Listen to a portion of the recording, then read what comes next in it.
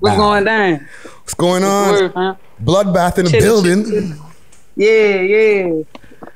You look happy, fam. Yeah, man. There's a lot to be excited about. Good. Yo, before we get started, and I'm just waiting for my co-host to join the meeting as well, PK Hercs. So you're gonna see him pop up in a second. Okay. I just want to get a quick drop from you. Yo, this is OMB Bloodbath. You tune into We Love Hip Hop. Okay. What's going right? You ready? Yeah. What's going down, y'all? It's OMB Bloodbath, and you tune in to We Love Hip Hop. Dope. Yeah, man. I do that drop shit. I know you probably done like 1 million drops over the last couple of years. Yeah, man. I'm a robot with the drops now. I ain't gonna lie, I got them down fast. Oh man. Also, quick favor with your phone, can you turn it sideways just so we can get a better look? You know what I'm saying? Like this. You might have to. No. You got to do the what do you call that? You got to unlock landscape. Unlock the landscape. Okay. Hold on. I'm finna do it. I don't know nothing about these phones, y'all. I should probably. There we go. You can see me still. Yeah. That's way better. And that'll be way better from when we do the post edit. Big. What's going down, y'all? Yo, we are blessed. You know what I'm saying? Doing our thing over here in the studio. You got a new EP that's out right now, fam. Blood Samples just hit the streets. Man. It's going crazy right now, man. The Blood Samples going crazy. I'm good. How did you choose the name Blood Samples? Man, it's a long process with the team. I ain't gonna lie, it was between me and the team because we had like 1 million names for it first, and that just was the perfect one because that's really what it is. It's just a little sample to me. It ain't the whole thing. You know what I'm saying? So that's where that name came by. It's just a little sample, just a little taste right now. Okay.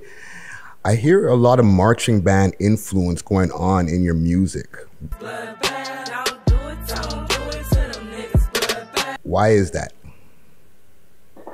I ain't gonna say it's in a lot of my music, but as far as don't do it, the inspiration came from like just listen to a lot of people's breakout songs. Like you got T.I., Bring 'Em Out. That was the breakout song. You know what I'm saying? Shawty Low, stuff like that. Like all them songs with the trumpets and the drums and all these with these people breakout songs. So we just kind of wanted to reenact it on some 2020, 2021 type stuff. You know what I'm saying? Like that was just the vibe we came with. And my engineer and producer, Official Free, he made the beat and we just went from there. You know what I'm saying? But that really was like, that was a trick. I feel like I got most out of my element on, like, cause I don't even like my stuff used to be duh, and then I had to be like duh. Like, you know what I'm saying? Like it was something different. But the record is fun though, and you could tell when you listen to it because it made you want to have fun. You could tell that it was fun when it was being made. You feel me? So that's where that came from. Just vibing in the studio. Dope. Sure. And are you a freestyler or are you a writer? I do a little both. Like far as freestyle, I like freestyling other people's beats. I don't really like you know what I'm saying? That's kind of when I do. As far as like freestyling on my own tracks, I ain't really. I'm putting it like this. I write so fast, it's almost a freestyle. Like most of my features get done in 5 minutes. So it's like I bar for bar. I don't write it down, but it's still not just going like that. You feel me? But I finish in 5 minutes, so it might well be a freestyle. You feel me? It just comes like that. The only reason I don't freestyle through the whole song is because if I mess up one time, I don't want nobody's song being messed up. So I like taking my time with it, but my time is literally 5 to 10 minutes.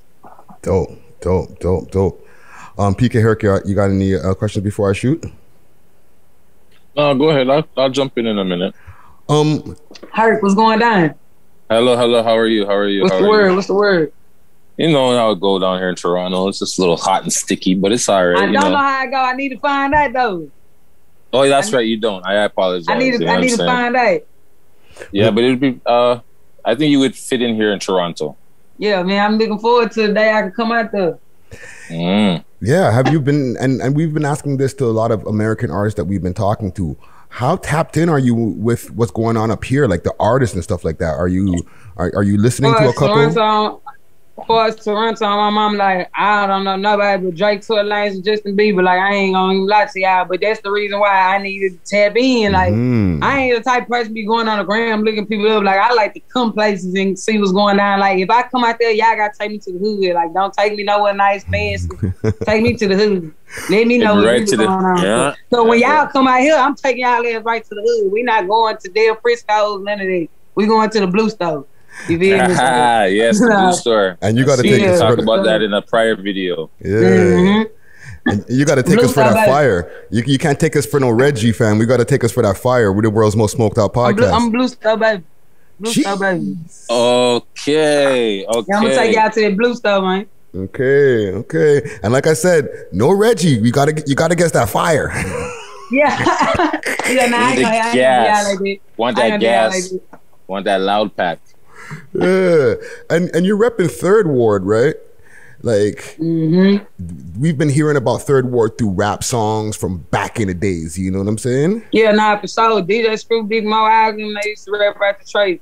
Like, yeah, Third Ward is a legendary historical hood. And we got two, well, not one of them, not at HBCU, but we got two colleges in Third Ward, like literally like across the street from the projects. Wow. It's TSU. You know what I'm saying? Wow. So a lot of people here is gonna know about it because we got two colleges in our hood. It's like a lot of history that happened. The wars period, 4th Ward, 5th Ward, and 3rd Ward, they all like real historic. Like we really the only wars left because 2nd Ward, I don't even know if it is a 2nd Ward no more. But was that affected because of the levees break, or is that the same thing when the floodings?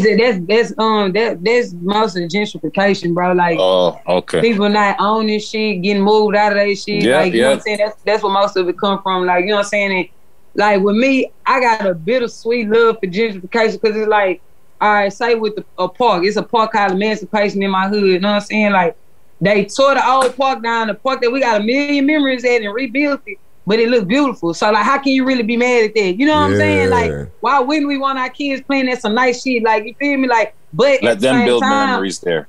You feel me? But at the same time, you got people like, old ladies getting put out their highs and know where to go type stuff. But at the same time, I'm a perspective person. All right? So, I don't just like, oh, I feel so bad for woo-woo. My thing is, like, when it was good and it was cheap, why you wasn't trying to own it? You feel me? Like, it's both sides to it. Like, of course, I feel bad about people from where I'm from getting moved or pushed out of where they grew up at or was raised at. But at the same time, people got to start owning shit. Like, why is we buying all these jewelry, Versace, cars, all this? Why ain't we trying to own it? Trying to buy property. We can't get put out.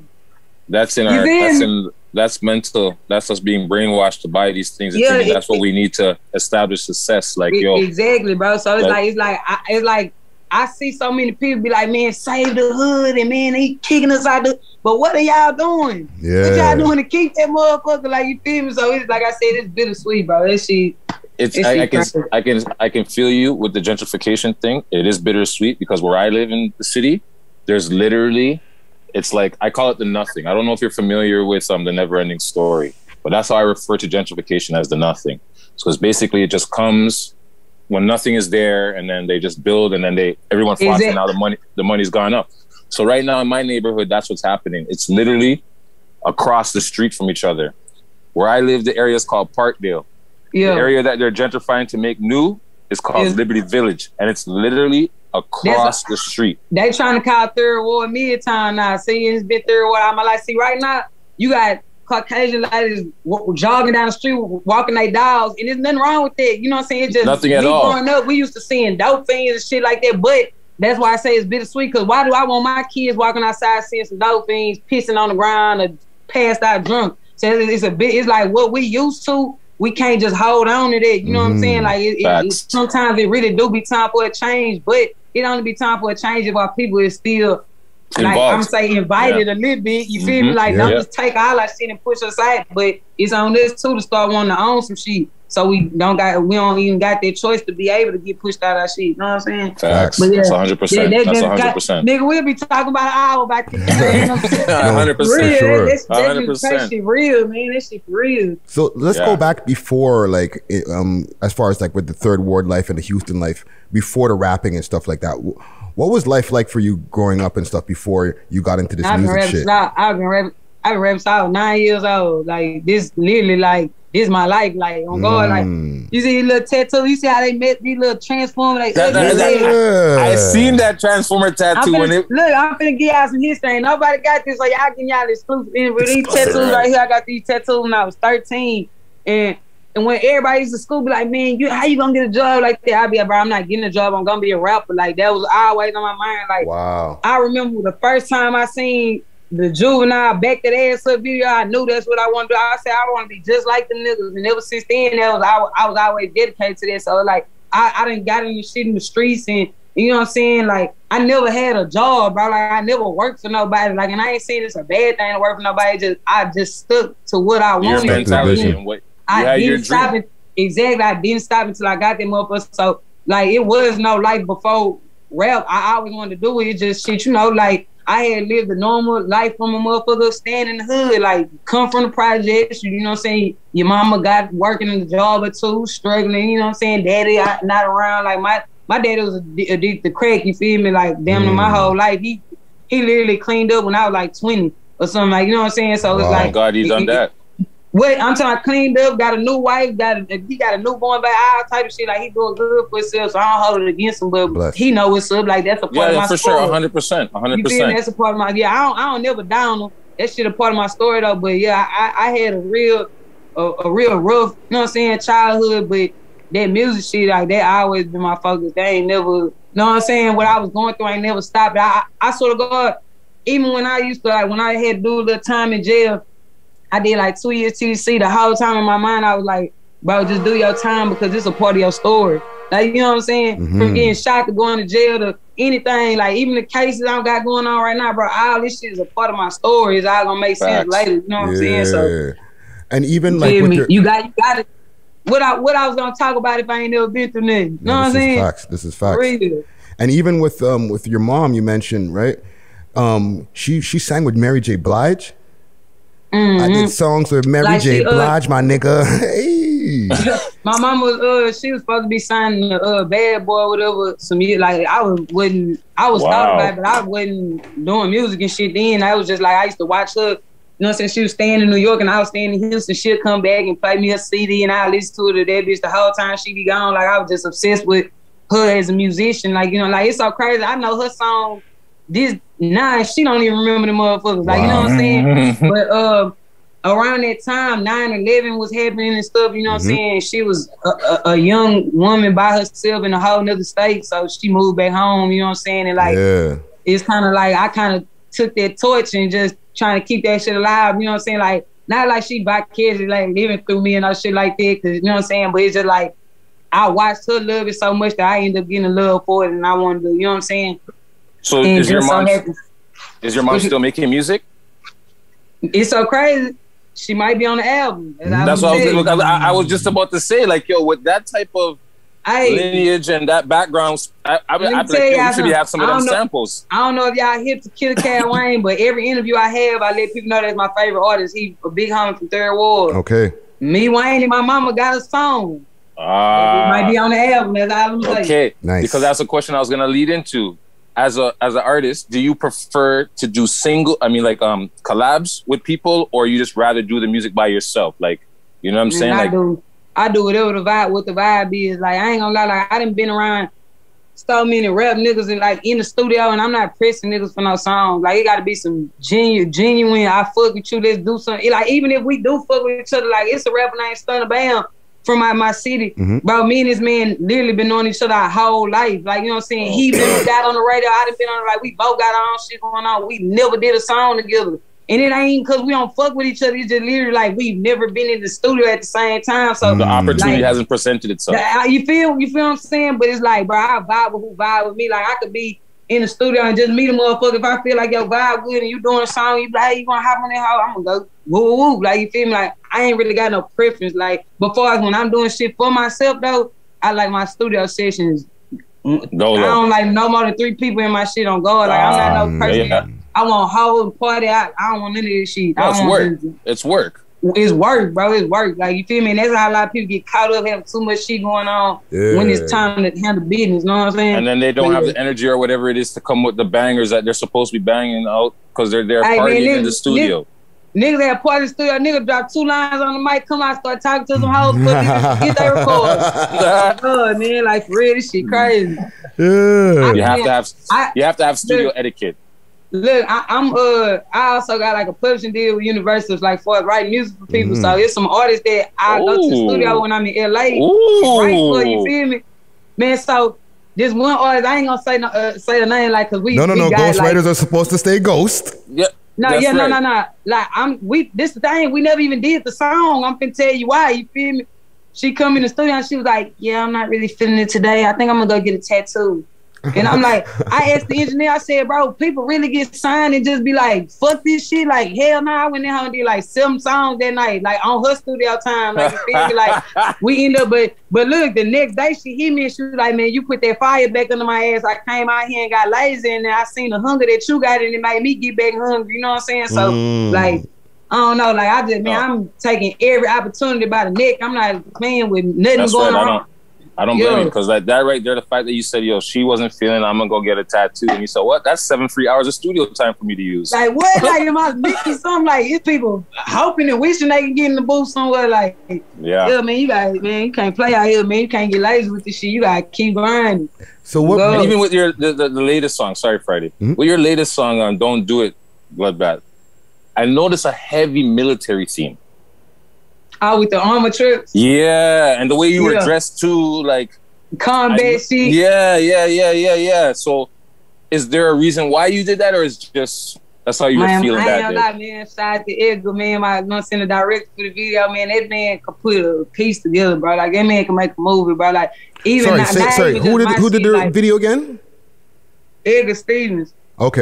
Edgar. Continue. Yeah, bro. Like, bro done did shot Chris Brown, shit, Russ, all type. Like, bro, like that's my first like big director working with. You know what I'm saying? But when I say, bro, literally on the back of the armor trucks, we mind you, we in third war, we in the middle of the war zone. That's why we on armor trucks, because we riding in the middle of the war. Bro, in the back of the motherfucker like this with me. I got you. He's shooting. I got you. I'm telling him like, bro, like I hope we don't get shot doing this shit. Like, you know what I'm saying? Like, Yeah. You feel me? But yeah, bro came up with the concept. But I see why he like I just said, we riding armor trucks, but we through the middle of the war zone, so it kind of makes sense. You know what I'm saying? Yeah, the vibe on that was like crazy. Like with the even with the marching band and everything, it's just crazy. One thing I say about that video, bro, like at the very end, like when you get into the end parts and it starts showing like people up close, I said, man, that video so third war, bro. Like you cannot be from out there and get the vibe just by watching it. Like it's so third war. Like that's one thing I love about that video. Like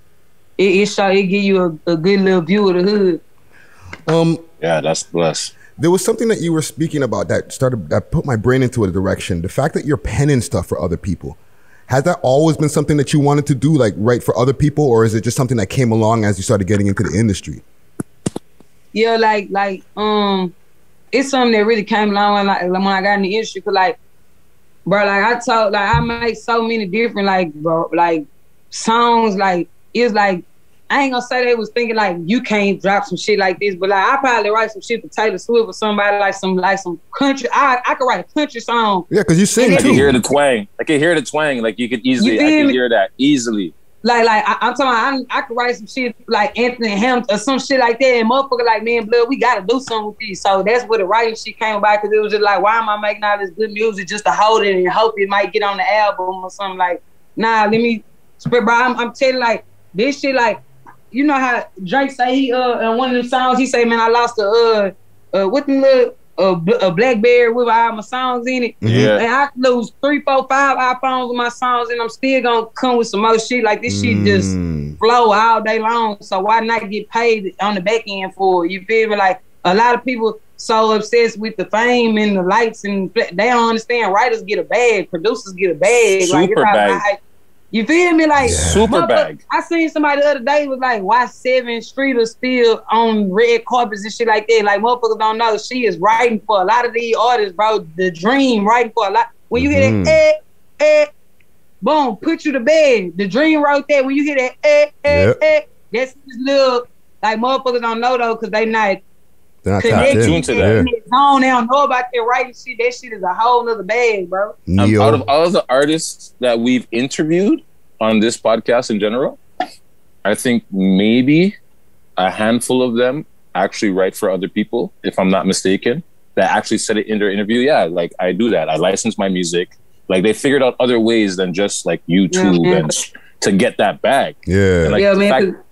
A lot of people, writing credits. Yeah, crazy. see, like I'm fresh in the game, but like a lot of people don't know when. So say like 9 to 10 years from now, I'm not trying to still be making no damn rap music. Like just me on some real shit. Like I'm not don't want to do that. I want to own some shit, own some businesses, write music, sign artists. Like I'm not trying to be the one. Nah, I'm not gonna be doing that shit. Like this shit is about making money and building some shit, and showing other people how to do the same shit. It's not about having a spotlight your whole damn life until you on the ground. That's why a lot of artists fuck up. Yeah. You know what I'm saying? You got major artists that people really love and adore and worship that just don't know when to sit the fuck down. Like, you know what I'm saying? Or now, sometimes you ain't got to sit the fuck down. You got niggas like Snoop Dogg. Snoop Dogg can drop a song with Young Boy and people like would jam it because he the type of nigga that'll give a young nigga they flowers. A lot of these other artists not doing this shit, so it make it like, damn, bro, we tired of seeing you. Like, you feel me? Like, I feel like if more artists reach one, teach one, it'll be like they'll get more love instead of just I always want to be the front man. Like, I'm not trying to be in the front all my life. That's why I got young niggas working hard. So when it's their turn, I can pass the torch to them just like somebody passed to me. You feel me? Like, but everybody don't think like that. You know what I'm saying? Nah, a lot of people don't think about longevity and passing the torch, like you said. Yeah, it's all about me, and what can I do? Me, man. They always want to give me the camera and all that, man. Say, man, that shit ain't for everybody. It ain't for me. And even like the way you're speaking about like even bringing other people up and stuff like that from your hood and stuff. In your bio on your Instagram, it says escape from Section 8. Why is that? Why did you choose to make that in your bio? Man, that's literally one of the names of my tapes, and like, but it's like a motto I live by though, because you know the projects, CUNY Home, that's Section 8. You know what I'm saying? Section 8 living, and it's basically just like I guess you say like a quote. Or like motivation, like to keep me motivated. Like every time I see it, I know that's like the a goal, mantra. You know what I'm saying? Yeah, exactly. Like, and it's not just for me personally though. Like when I speak on it, like it's like my whole team, like my whole hood. Like I know I can't just get us a fucking party bus and go pick up 100 motherfuckers and hey, we finna move out the hood today, y'all. I'm finna rescue the whole hood. I know it ain't gonna go like that, but I can one at a time. Hey, bro, let me teach you how to get some money and get up out this corner. Like. Anybody that know me personally, bro, like, fuck what the news say about a nigga, fuck what the blog post say about a nigga, you know what I'm saying? Because the cases I'm fighting, all this shit.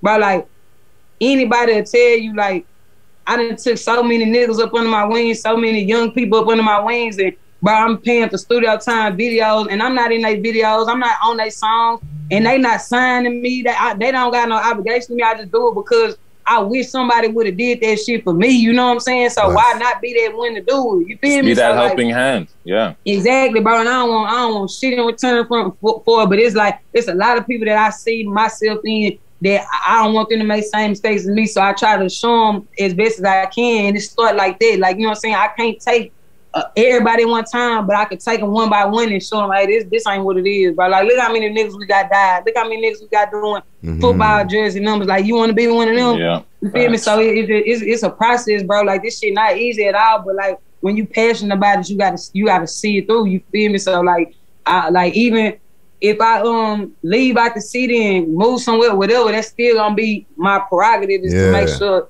everybody from where I'm from, at least try to show them, bro. Like, I can't make everybody do it because some motherfuckers grown, they got their own shit going on, but I can at least show them that this shit possible, bro, because we all come from the same place. If I can do it, they can. Yeah. You feel me? And you know, you hear niggas saying that all the time, like, man, if I can do this shit, you can do that shit, like the niggas on the telemarketing commercials, but it's for real. Like, we all got the same 24 hours. It's no different than, you know what I'm saying? Like, that shit for real. Listen, yo, Bloodbath, you're dropping some jewels right now, you know what I'm saying? You got the jewelry store all the way open right now, you know? You know, it's so crazy, bro. Like, when I be doing the interview, like, if I'm comfortable during the interview, I get to talking, bro, like, I not even understand, like, I be really saying some shit because it's just like a normal conversation, you feel me? Like, but I know motherfuckers gonna go back and watch this and be like, damn, Blood did a good interview, but it's just really, I feel like I'm just talking to two niggas about some real shit. You feel me? That's good. I like that, and that's what we try to provide. You know, we want you to feel comfortable. We don't want you to feel on edge, like we're gonna ask you shit that you don't want to talk about, or shit that's gonna incriminate you or anything like that. We don't care about that. We're here about to focus on your music and what you're doing for the community, right? Because like I was watching your stuff like on YouTube and stuff like that, and I seen you say it in one video. You've already done like 3 Christmas turkey drives or whatever it was, giving back to you. You do a lot for your neighborhood, but it seems like they just want to focus on the negativity. Man, you look up my name on YouTube, there's so many bloodbath charged with this, bloodbath. No, that's what I'm saying. I've seen that. Like, I've seen more vlogs talking about what you're being charged for than actually your music and whatever deeds you've done. Like, boom, literally tomorrow, I'm picking up like 100 kids from their schools and taking them to go see the premiere Space Jam popping out tomorrow. But do you think ABC 13, all them other people that put me on the news for some bullshit, you think they put me on the news for that? Hell nah. Like, they ain't gonna pull up. Even if you tell them to pull up, look, this is what I'm doing. Hey, but you know what I realized about this shit, bro? It's not for them, bro. It's not for them. I'm gonna forever let them people think what they want about me, bro, because I know my heart good. You know what I'm saying? I know at the end of the day, if them people ever try to tell them kids I ain't shit, them kids gonna let them know, like, nah, blood ain't that type of person. Like, you feel me? They gonna the people gonna speak for me. You feel me? So I'll be the bad guy and still be the good guy. You feel me? Like, I can't change the narrative that they got for me in their mind, because that's how they feel. You feel me? Like, bro, it's so many. You could be from the hood and not be in no gang, not be with no bullshit. But you know what? If you got third ward, if you from that, they gonna automatically. So I'm used to it, bro. Y'all think whatever y'all want about me, bro. I know them kids love me. I know them old people love me. I know my hood love me, and that's all that matter. You feel me? Like, I'm for the people. I ain't for them people. I'm for the people. You feel me? So. And even also in the same interview I was seeing, you were talking about that, like, George Floyd is like, you're the big homie, the uncle, like, he's close to you. And if I was not mistaken, I think you went to your phone and even showed a message that he sent to you. And you're talking about how he's in the timelines, how he's just all love, peace, and some people don't, you know? Yeah, like the thing with Floyd, bro, like, Floyd a big nigga, bro. Like, I don't know if y'all can see through all the pictures that get posted to him, bro. Like, Floyd is a giant, bro. Like, a big ass nigga. Like, but when I say, like, bro is like one of the sweetest people like you'll ever meet, like, it'll fuck you up. Like, you know how you see what's the Green Mile? Bro's a big ass nigga, but he was just the sweetest person in the prison. Like, that's John Coffey. That's the type of person Floyd is, bro. Like, I swear, like, I had some of the hardest nights, bro, and I just feel like, bro, I'm finna get this shit, especially when I caught this little bullshit case. Like, niggas just feel like they giving up type shit. Like, bro, this man will just DM me out the blue and be like, hey, man, I'm praying for you. Hey, you know you going hard. Hey, you know I'm proud of you, right? Like, nigga don't get that shit every day. Nigga be needing shit like that. You know what I'm saying? So, like, facts. I just, like, I seen when I first dropped Don't Do It, it was a few people in the comments, not that many, though, because, like, a lot of people know that I know Floyd personally. But a few people comments like, why is George Floyd's name on the ground on the basketball court? Woo. They thinking that's some shit we spray painted for the video. Like, nah, that's his hood. Like, his name all over that bitch. George Floyd spray painted everywhere around that bitch, along with the other people that passed away that's from that area. You know what I'm saying? Like, in the video, Don't Do It, when we lined up like this, we in his backyard at the house he grew up in, across the street from the Blue Stove. Shit's giving me goosebumps right now. You just feel me? Like, this shit's giving me goosebumps. Like, for real, people don't know that, man. That house that we, when I was like, Woody got that Cartier, and we in Floyd's backyard, right across the street from the Blue Stove with his mural there. Like, that blue, that's the store we all grew up at. Like, you know what I'm saying? Yeah, like, that's one thing I seen also. Oh. Hold on. Oh, okay. Yeah, I'm back. Yeah, so it's that wasn't nothing staged. That wasn't nothing, we finna go to this nigga hood to go shoot it. Like, that's my hood, that's his hood, like that's my big homie. You feel me? Like, people's. And it just, yeah, you feel me? And it's always been so crazy, just like to see like the whole world just, you know what I'm saying, watching this shit go on, like when it's somebody that you really love and care about. Cause I done seen Breonna Taylor's and I'll tell you, know what I'm saying, Trayvon Martin's like you see it all day, but when it's your people, it's different. You know what I'm saying? It's different. Like, it's close to home. I ain't gonna lie, like that's on some shit like you wouldn't, like, you don't even know how to feel. Like, you'll be like, bro really escaped the most treacherous hood in the city just to go somewhere else and get killed by police. Like, it's so many different factors to that situation that people that's like not from the community homes would never understand. You feel me? Cause like, we beat so many odds for you to beat all them odds and go somewhere else and die to the hands of the police, like this shit is forever gonna be fucked up. Bro got kids and nieces and nephews and shit. Like, you feel me? Like, a lot of people don't know, like, that shit, like, bro, that shit fucked a lot of people up, like, behind the scenes type shit. Like, you know what I'm saying? Like, like, I'm just getting to a point where I could read an interview about this shit. Like, 'cause at first, I ain't gonna lie to y'all, like, if it would have been around that time, I'd be like, bro, don't ask me about this shit. No, I could hear your voice right now getting heavy. I could hear your voice. I could like, hear the feeling in your voice, the emotion. Man, that shit just all too real, bro. Like, but all I can say though is, like, bro was a real good nigga. Like, you know how, like, people die and people like, oh, he was a good man. Like, nah, bro, really was that. It ain't no, cause, you know what I'm saying, cause of how he passed away, he was a good man, or like, because the whole world know about him now. Like, that's the reason why I posted them messages, so I could see, like, that's really the type of nigga. Man, it's gang wars and shit going on in Houston from, like, certain sides of town. Bro was the type of nigga, he from 3rd Ward, where the war is going on there, but he like, hey, man, I'm tired of seeing these young people die. He was like, the kids that's dying over there, I'm cool with their mamas and daddies. Like, I'm tired of seeing my partner's kids die, no matter where you from. One of the only older niggas that even spoke up on this shit, because a lot of older niggas like, man, fuck it, let them young niggas kill each other. One of the only older niggas that really spoke up on that shit, bro. Like, people don't understand, bro. Like, George Floyd really like a angel, bro. Like, some people just be too pure for the earth, bro. Like, he wasn't people, bro. Like, all we really get to see is what the media portrays. You have a personal relationship with him, so you know the real person he was. For us, it's just it's a hurtful event, but it's more hurtful for you because you actually know him, and the people that's in your neighborhood, like you said, that's his basketball court where he actually lived and probably played basketball as a kid. For real. You understand? That's a different vibe than what we get just over here looking through the TV screen. Yeah, for sure. Rest in peace, George So I appreciate you talking on him. You understand? R.I.P. George Floyd, 100%. Nah, for real. To even ask something even on a more upbeat note here, Malibu's Most Wanted is where you got your name from, right? Yeah. Nah, for sure. What's up with that? How did that movie get on your radar, fam? So I got that movie's funny though. Yeah, hella funny. My best friend Dred, he always used to say, like, when we used to be doing just bad shit, like just getting in the shit that we weren't supposed to do, like we trying to scare somebody, he'll be, don't do it, bloodbath.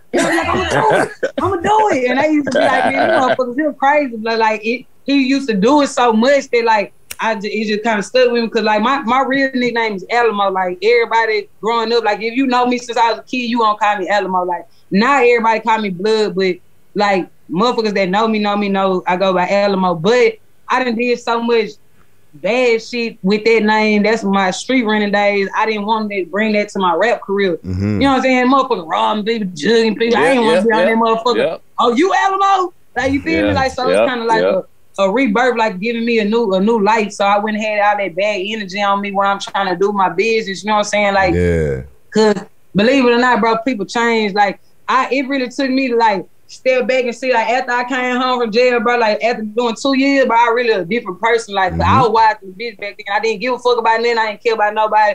I didn't give a fuck about hurting nobody, doing it. I didn't give a fuck. You hear me? 2012, all that shit to 2000, I didn't give a fuck. But coming home, just seeing like, how can I say it? Like, bro, like, a lot of people don't, like, we were talking about perspective earlier, bro. All right, boom. The old me, we probably used to walk around like, see a dolphin drop, still out on them or some shit just for fun. We used to think shit like that was fun, you know what I'm saying? So nigga got older and start saying, man, this somebody mama, this somebody daddy. Like, you feel me? Like, we can relate. You feel me? Like, 100%. A lot of shit started looking different to a nigga, bro. Like, even with I can relate to that. I know Friday can relate to that too, because like I'm like, you know, I don't hide it from no one. I did time in jail, you know. I did it's like the same thing. I did 2 years in jail, and after it's like I just looked at everything different. Like, yo, the old me is not, and it'll help your decision making, bro. Exactly. A lot of times, like I told you, bro, I keep a lot of like your little young cats with me, whoever I can like help out. You feel me? So I got my little brother that be with me. He's so high-headed every time something go on. Hey, man, I want to woo-woo. And I'm telling him, hey, bro, look, you got $86,000 in your bank account. If a nigga steal $20,000, you gonna throw away the rest of the money for that. So why the fuck is you throwing away your whole life for 20 minutes of some bullshit? Like, you feel me? Motherfucker gotta think. You gotta be 10 steps ahead of this shit, because people will trick you out the streets fast. We see rappers every day getting tricked out the street. Like, bro, I tell so many people about that young boy shit, bro. Like, that shit kind of like fucked me up. Like, I'm kind of upset about bro being in jail for the simple fact that, like, bro went to jail for evading arrest because he had a gun on him, right? Bro got ops though, so he feel like he got to keep a gun on him, but you got to watch out for the police too. It's like a lose-lose situation, bro. Yeah. Like, so, like, double-edged sword. Like, I said it in my So Gone freestyle. You gotta watch for the ops and still keep your gun cocked. You feel me? Like, it's just a lot, bro. Like, so whatever you can do to try to like ease that down a little bit, then do it. Cause you don't want to live your life looking over your shoulder. Like, bro got caught up in Cali, bro. He from Baton Rouge. Like, you gotta watch over your shoulder in Baton Rouge and Cali. Like, where can you go and be happy at? Where can you go and that motherfuckers wondering why bro went and got a house way in Wyoming or Washington or whatever, because it ain't nothing but white folks out there. He don't got nobody to run into, nobody with no beef. You feel me? Like, bro, a lot of artists need to find that peace, bro, because it's hard for everybody to know you and you don't know nobody. You know what I'm saying? Facts. That's like in my city, bro. In my city, a motherfucker can naturally see me and have ill intentions towards me because of where I'm from, and I won't know them, but they know me because I got a name for myself. You know what I'm saying? So it's like, bro, it's just any way you can to decrease that tension between you and anybody else, just do it, bro. Cause like a few months, years ago, I was so gang, woo, and I ain't gonna say nothing changed far as like my lifestyle or like shit like that, but like far as like just unnecessary shit, it ain't no point. Like, I'm not finna be saying fuck the other side, and I don't give a fuck what the other side doing. I'm worried about getting my side right. You feel me? Facts. When people start thinking more like that, they'll go through less shit. You feel me? Like, my little brother showed me last night, one of my little partners, he doing a freestyle. He fuck such and such. Fuck, he saying fuck the ops and all that in the freestyle. And he asking me to I'm not reposting none of that shit. You wanna know why? Cause I don't give a fuck about them niggas. So why is you wasting your studio time dissing them niggas? You know what I'm saying? Like, but it's all a process. It's all a process. You gotta teach these niggas. This is a jewel right here. Day by day, you feel me? Cause they don't know. It's a lot of niggas that's commenting on that hoe, there's older niggas commenting on that hoe saying, oh, that shit fire. I'm not gonna be one of them niggas, so that shit not fire. It ain't nothing fire about you talking about another nigga, bro. Like, but once people start worrying, like I seen some little kids got interviewed in Florida about the Julio and Young H shit, and they was like, we're tired of everybody dying. We're tired of them dissing each other's dead homies and songs. Like, and these are the people that's buying y'all music, and I fuck with both of them. I like both of that music. But I'm saying it to say shit like that is the reason why it's gotta start to change. Like, back to Young Boy, people just posting the Tokyo Jet shit. Why Young Boy ain't got no Grammys? Why if bro make a song and stop talking about killing, bro would get all the Grammys in the world because he's one of the top artists. That's my favorite artist, bro. He one of the top artists in the world. The day bro stop talking about killing, bro, I promise you, bro, he gonna get a Grammy, bro. That's on my soul, bro. He gonna get a Grammy because he a wonderful artist. It's just, bro, them people don't want to hear about this shit. Them people are scared of that shit, bro. And they had to tell me, bro, my name Bloodbath, bro. You know how many sponsors or shit, endorsements and shit, motherfuckers looking like, I don't know, we don't want to support nobody named Bloodbath, but I'm one of the most positive motherfuckers in the world, you feel me? But you can feel it. It's a process, bro. And if I keep on promoting violence and gang shit in my music, the process ain't gonna work, because they gonna feel like, oh, you just saying some shit just to get some money out of it. You ain't really trying to change. Yeah. You know what I'm saying? Like, I can't keep talking about killing niggas and woo, and I expect my young niggas not to go do it. Like, what? Like, you feel me? So I don't know, man. Yeah. Shit. Listen. Lead by example, basically. Facts. You got to, bro. You got to. This shit ain't never gonna change. It's gonna be an ongoing cycle. You feel me? Facts. So listen, OMB Bloodbath. You know, and we've had a very insightful, deep conversation. You know what I'm saying? This one fire. Y'all gotta send me the link to this joint. For sure. And you gotta tap into all the different things that we got going on in the channel. As far as with you, what can we expect from you coming up next? And where can we get you, like the people can contact you and stuff like that? Everybody can hit me up on our social media platforms, OMB Bloodbath, Instagram, TikTok, YouTube, Twitter, all that. Far as stuff that I got going up, man, I'm just gonna be pushing this blood sample hard, you know what I'm saying, getting these videos out. I got a big move coming up. I'm finna move out of Houston this next month. I can't say where I'm moving to yet, but you know what I'm saying, it's time to spread my wings, you feel me? So that's one of the things I'm focused on. I got my food festival, this is my 5th annual food festival, July 24th. know what I'm saying? So it's gonna be kind of like my going away stuff. You feel me? So I got Lil Jimmy, Mona Leo, Fast Lane, Lil Guapo performing.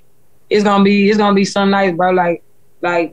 I just want to keep putting on. I just want to keep doing this shit, bro. Like I'm really a live in the moment type person, bro. So like whatever comes, I'm just appreciative and blessed. You know what I'm saying? The experience, bro. So okay, you feel me? It's a lot on the way. You gotta stay tuned, man. Keep the notifications on. You feel me? And hit the people with your social media before we get out of here. OMB Bloodbath on everything, man. OMB Bloodbath on everything. TikTok, Twitter, YouTube, Instagram. I ain't got all no social media platforms. All social media. I'm OMB Bloodbath everywhere, man. Dope. I don't go get that blood sample. I'll play for go get that blood sample. SoundCloud, iTunes, Musically, all that shit. Dope. OMB Bloodbath in the motherfucking building. Facts. Yo, enough respect for this, yo.